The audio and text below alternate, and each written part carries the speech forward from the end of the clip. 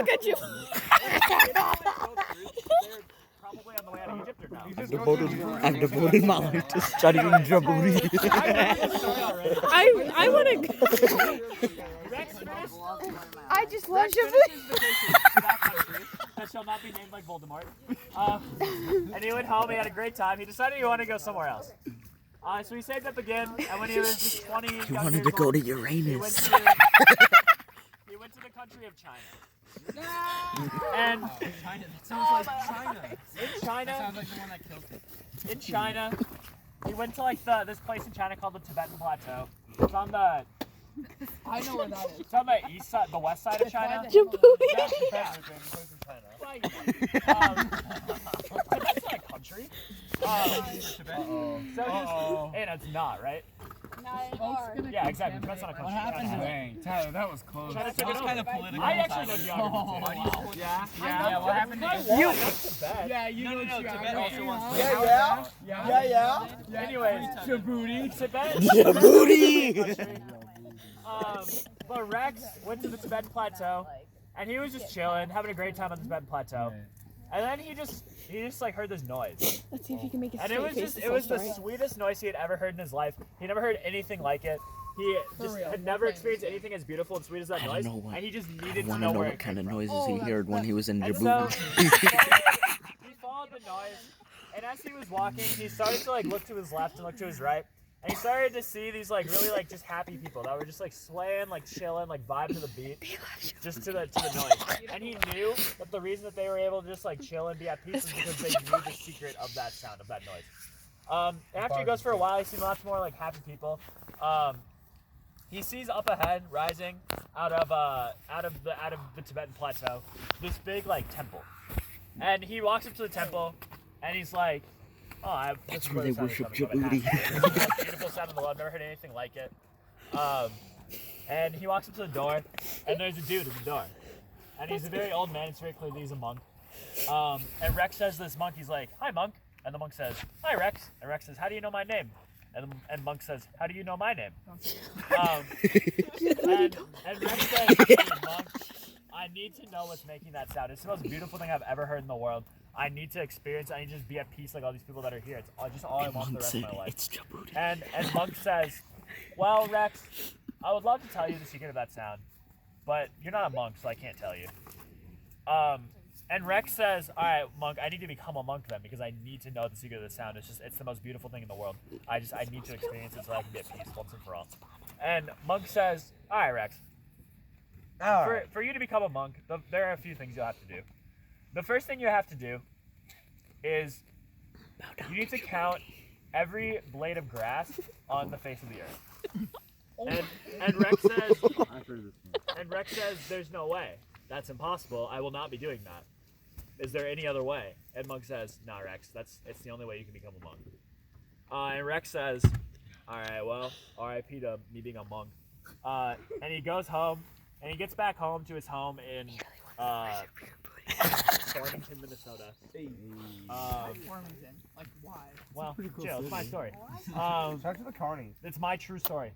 And Rex is like, "Well, dude, the sound. He wakes up. He has the best dreams of his life. Like, imagine the sound, and he wakes up and he doesn't hear it, and his life just feels empty." Sadly, Rex does not know Jesus at this point in the story, so his life is empty without Jesus. But he says, "Man, I really need to find out like I need to know. Like, I just need it." And so he's like, "Well, maybe I just start small." So he goes into the backyard of his house in Farmington, and he counts every single blade of grass in his whole backyard. And he's like, "Well, it wasn't that bad. It just took like an afternoon, just a couple hours. Maybe I can like make it a little bigger." So Rex counts every single blade of grass in his entire neighborhood. And he's like, "Well, that only took like a day or two, maybe a week. Let's keep going." So he counts every single blade of grass in what county is it? I don't remember. Yeah, what county is Farmington in? Yeah, he counts every single blade of grass in Dakota County, where he's from in Farmington. And he's like, "Well, I guess we keep going." So then he counts every single blade of grass in the state of Minnesota. It takes him like 2-3 months. He's like, "Well, I guess, we've come this far." So he goes, the hardest part of doing America was the Great Plains, like the Dakotas and Wyoming, because it's all grass there, there's nothing else. But he counts every single blade of grass in America, moves to Canada, every single blade of grass there, down to Mexico, down to South America. He's like, well, I guess I did the Americas. It only took me like a year and a half. I guess we keep going. Goes across the ocean, takes care of Europe, takes care of Africa. Africa's pretty easy because there's a lot of desert. And Europe is chill. Did Antarctica, not super bad in Antarctica. Did Australia. The coasts are really annoying, but there's like no grass in the desert. It's not that bad. And then he gets to just the worst part of it, which is Asia, because Asia is such a stinking big continent, and he ended in China on the Tibetan Plateau where it's literally all grass. But after just 11 short years, he counts every blade of grass on the face of the earth. He's now 31 years old. And he ends the very last blade of grass he counts is the one right in front of Monk. And he says, hey, Monk, come back. And Monk says, hey, Rex, welcome back. And Rex says, all right, bro, I counted every single blade of grass on the face of the earth. He tells Monk the number of blades of grass. And Monk's like, wow, very good. You're exactly right. That's the same as my count from yesterday. And Rex says, all right, Monk, can I be a monk now? And Monk says, well, hold on, Rex. Hold up. Remember, I said there were a few challenges you needed to do. And by a few, I mean, there's just one more that I'm going to give you. And Monk says, that's not fair. I just want to be a monk. I need to know the secret. Rex says this. I just want to know the secret of the sound. It's the most beautiful thing I've ever heard in my life. I need it. And Monk says, well, in order to become a monk, you also need to count every grain of sand on every seashore in the world. And Rex says, that's even harder than the grass. There is more grains of sand on the seashore than there are blades of grass. And Monk says, well, you got to do it. Everyone who's ever a monk has done this before, and I want to tell you the sound, but you're not a monk, so I can't tell you. And Rex goes, all right, well, I've wasted 11 years on the grass. I probably wasted like 20 years on the sand, which was kind of foreshadowing, because when he gets back to Farmington, he's like, wow, that sound, bro. I need to know. I just can't help myself. I need to quit my job. I need to count all the grains of sand. And so Rex starts counting. Minnesota's not a super hard well, Minnesota is actually kind of a hard state to count all the grains of sand because we have 10,000 lakes, and those are all like seashores, you know? They're all like shores. A lake a day. Yeah, well, a lake a day, that would take 10,000 days. He was doing like 3, 4, 5, 6, 7 lakes a day, so he could get done even I don't faster. think that's possible. Well, He was maybe motivated. not Well, for Rex someone is a savage. Yeah, maybe not for someone who's as motivated as Rex. Rex was super motivated. He just counted every single lake he possibly. It was like me with disc golf course. He just like would never stop. It only took him like I think 3, 4 months to do the entire state of Minnesota with all of its lakes. And then he said, well, I guess we got to keep going. The hardest in North America was Canada, because Canada's got the entire the northern sea that he's got to go around. And the beaches on the East Coast are pretty bad too, because a lot of them are sandy. But he does all of North America, all of Canada, all of Mexico, all of South America as well. The hardest one in South America was probably where was it? Well, Chile, the stuff in the mountains isn't actually seashore, so he was exempt from that. But where it comes down to the ocean was a little bit hard. Hawaii was pretty hard for him though, because he's got to count like the black sand. So it was cool because it mixed it up, but it was just everywhere. So he does all of the Americas, and again he goes over across the pond, does Africa, goes around, does Australia, goes around, mixes it up a little bit, goes and does Antarctica after that. There wasn't a lot in Antarctica because it's all frozen. Goes to Europe. Europe was fine. Norway, Sweden, Finland were kind of annoying. And then he gets to Asia. And again, Asia, hardest one, biggest continent, got to go all the way around the edge of all the continents. But he finally finishes with a lake that just had conveniently formed just a couple minutes down the walking road from the temple. And so he finishes the last blade of grass, the last grain of sand. It's been 19 years. He is now 50 years old. And he goes up to Monk, who is just still chilling here. Monk was pretty old when we started. I don't even know how old Monk is at this point. Maybe knowing the sound gives you increased vitality. Right. That's what I heard. That's what I heard too. That's what my brother told me. And Rex says, all right, Monk, I counted every single grain of sand on the face of the earth. Can you please tell me? Can you please let me know what the secret of the sound is? Because I need to know. My life has been now devoted for 30 years to counting this up. I need it. And Monk says, well, congratulations. I have no other challenges for you. Now for you to become a monk, all you have to do is go inside. If the secret of the sound is in the temple, you got to go in. So Monk walks up to the door and turns the handle, and it's locked. And he looks at the door, and it's like a very, very beautiful like bamboo door, just very classic, pretty Chinese bamboo. Yeah. Dude, you need something. And he sees I've seen that. bamboo. yeah. And he sees an inscription on it, and it's written in Mandarin Chinese. And luckily, he studied the Rosetta Stone while he was counting the grains of sand to try to pass the time a little bit. Okay. And he has learned some Mandarin Chinese because he knew he would be coming back to China. And he reads the inscription on the door, and it says, the key for this door is found in the most beautiful monument in China that can even be seen from space. And because, you know, and because, you know, even before he had gotten obsessed with counting, Rex had been like pretty good in school. He had known his geography and history, and he said, "Oh, the Great Wall of China, seen from space."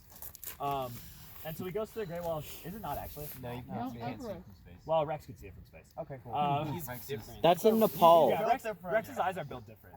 So Rex goes to the Great Wall of China. His eyes can see everything. Yeah, dude, his eyes see. His eyes Even see the medallion. everything. Even and the medallion. I see a This is vision. actually a story about me.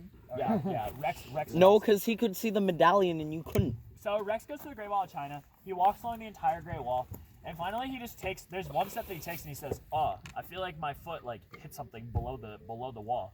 So he takes out his shovel and he digs through the rock of the Great Wall, and he digs all the way down to the bottom, and he finds down there a key for the bamboo door from China. He takes the key back. He puts the key into the door, and it's a perfect fit, and he opens the door. And he walks in. No. And behind the door that he found is another door. And this door is made of solid, the purest of pure gold. I'm kind of curious. What does this man use to travel? Just- Magic cloud. yeah, he's like Aladdin. He's from Agrabah originally. Flying Nimbus. You mean a Rex Nimbus walks up to- 2000? Rex 3000? Rex walks to the solid gold 3000? door, 2000. and It's not. he sees on it another inscription. And this inscription he hasn't seen before. And it's again written in a foreign language, but there's something about like being so close to becoming a monk that just again there's no other way to say it than like Rex's eyes see everything, and he is able to decipher this inscription on the door. You might as well just call him Jake. Yeah, literally, I should just start calling him Jake. And Rex sees it, he translates it, he realizes the language that he is reading is from the ancient Is Rex Incan monk? civilization from South America. And he reads the inscription, and he says, and it says, the key for this door is the key for this door is hidden beneath the city of gold. And That's he the says, treasure? and he says, what in the world? Like, what does this mean? Like, city of gold? What? Come on, I That see movie? behind me what that is. They're hot though. And he's like, all right, well, I don't know what to do with this. But he starts using context clues. He sits pondering for a couple of weeks. He starts sleeping, like just right in front of this door for like motivation. And he finally realizes, oh, Sorry. it's got to be You know from. why the fire's getting out of control? I started freestyling in my head. I'm sorry, I'm using that word. It's got to be from. poking it with her stick. It's got to be from the ancient South American Incan civilization. I need to go visit it. And so he goes to South America. He goes to the country of Peru, where the Incans like had set up shop back in the day. And yeah, is that where they're from? Sure. And he goes to the ancient Incan city that I can't remember the name of right now. Yeah, he goes to Machu Picchu. That's what it is. He goes to Machu Picchu, the city of gold. Clearly, the city of gold that's being referenced on the golden door. And he checks out the city, and he's like, "Man, I can't find this key anywhere." But then, just like a little bit off, like hidden by some bushes, he's like, "Oh, that looks like somewhere a secret entrance would be." And he walks over, and lo and behold, there's a secret trap door, also made of pure gold. Like he opens up, and he goes into it, and he finds a secret gold room. And in the middle of the golden room with all of the golden artifacts, he sees on top of a table, far away, he sees a key. And he says, that's gotta be it. And he goes up and he grabs the key, and a bunch of booby traps get set off. Reminding him, yeah, a bunch of Djibouti traps get set off. He sees it though. He sees it. Yeah, but he sees them because his eyes see everything. And he runs away, he jumps over all the poison darts, and he dodges all the tripwire, and he sprints out of Machu Picchu, and he sprints all the way back to China, runs all the way across the water like Dash from The Incredibles, and he runs. This is me. He runs over to Monk and he I put says, chalk "Hey, back what's up, into Monk? my I'm going feet." in. I'm gonna get through this door." And he goes and he opens up the gold door, and the sound gets louder. The sound gets even sweeter and even more beautiful as he opens the second door made of gold. And in front of him, he sees another door. And this door is made of eucalyptus. Oh. And Vibranium. this door is made of eucalyptus. And he goes over, and inscribed in the eucalyptus door is another ancient language. And he has never seen this language before. His eyes that see everything can't even decipher it. And he's like, what is this? I have no idea what this is. And so he looks through Google Translate, right? And on his phone, he finds out that the language on the door, because of Google Translate, coming in clutch. He is now 56 years old at this one, by the way. It's taking a long time to get these two doors open. He sees that the language from Google Translate that this door is inscribed in is it's an Aboriginal Australian language from the people that lived in Australia 30,000 years ago. And he's starting to sense a trend here, right? Like, the first door was made of bamboo, and it was from China, which is in Asia. The second door was golden, and it led him to South America to the Incan civilization. This third door, eucalyptus, written by the Australian Aborigines, and Australia's the only place you can find eucalyptus. So he's starting to sense a trend here. He's starting to figure some things out. But I mean, he still has to decipher this language. And again, thanks to Google Translate, he's able to decipher the language in the eucalyptus door. And it says, this key is hidden on the tippy top of the most famous work of man in all of Australia. And he says, well. And he says, well, I need some Outback Steakhouse because I don't really get my mind running. So he goes to his local Beijing Outback Steakhouse. And in the Outback Steakhouse, he goes, oh, it's so easy. Yeah. The Sydney Opera House. If you guys know what the Sydney Opera House is, it's this beautiful like opera house in Sydney. And he goes to Australia. It's not actually real from Finding Nemo. He goes to the town of he goes to P42 Wallaby Way, Sydney. P Sherman 42 Wallaby Way, Sydney. And just down the road from there, he sees the Sydney Opera House. And he goes to the Opera House. There's a show going on. He accidentally ends up on the stage. Someone thinks he's gonna assassinate President Lincoln, but he gets through it. He gets all the way upstairs. Goes up. Sorry, that was 150 years ago. Chill out. He goes all the way upstairs, up every single stair up to the tippy top of the Opera House, up on top of the secret violins that are hidden on the 19th floor, the secret pool that's on the 20th floor. On the 21st floor, basically on the roof, he finds a key. He takes that key. He flies all the way back because he wants to fly in style. It's taking another 4 years to get to this point. He's 60 years old now. He's not as young as he once was. He pulls up to he has his private jet pull up to the He temple. make money. He quit his job. Well, he has friends. He's got supporters. He started a Patreon. Sponsored by He flies to Raid Shadow Legends. Raid Shadow Legends. He flies up to the temple. He says, "Hey, what's up, Monk? Monk is looking a little aged these days, but he's like, hey, what's up? How you doing, Rex? Good to see you again." He goes in. He goes through the bamboo door. He goes through the golden door. He gets the key, puts it in the eucalyptus door. Perfect fit. Opens the door. Sound gets even louder.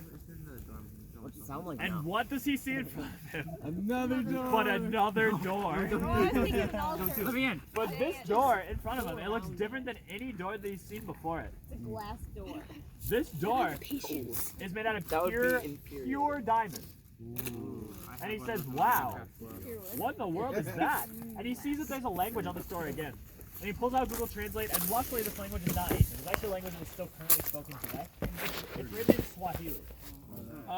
And first it says Namsifu Mungu Kwa, which it means like something about God.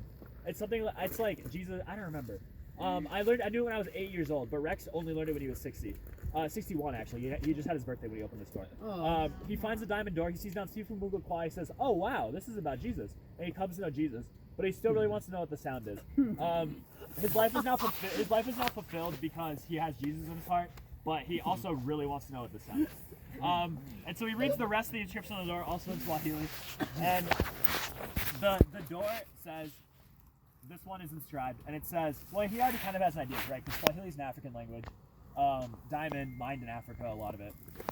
And this door says, the key for this, the key for this door can be found only in the most. Oh, what is it? Oh, I can't remember. I'm trying to remember. Rex told me the story. I'm trying to remember what it is. Should we call your buddy up? No. I remember.